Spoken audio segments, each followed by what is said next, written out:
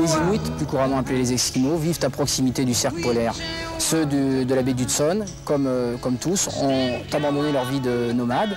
Ils vivent maintenant dans des villages très confortables, ils vivent de chasse, de pêche, ils chassent le phoque, ils chassent l'ours polaire, ils chassent le caribou. Ils ont toutefois perdu une de leurs traditions qui est le kayak.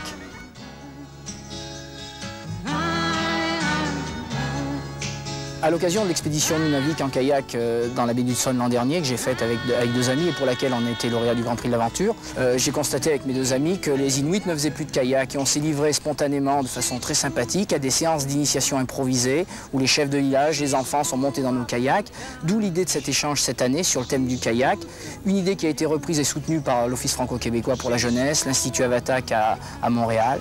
En mai 91, nous nous sommes rendus à Inukjuak avec 6 adolescents du kayak club creusois. Nous avons été accueillis dans les familles, nous avons partagé leur vie.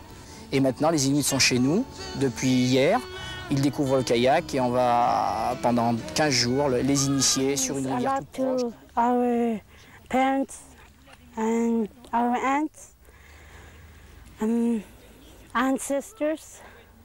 Pour mes ancêtres, c'était très important. Ils l'utilisaient beaucoup pour la chasse, pour la pêche, pour se déplacer.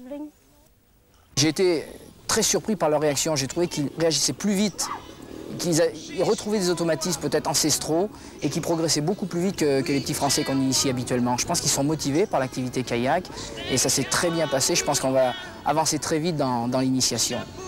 L'objectif final, c'est de réaliser une expédition en baie d'Hudson dans 2 ans, avec des adolescents, c'est-à-dire avoir un caractère sportif de haut niveau, mais destiné à des adolescents.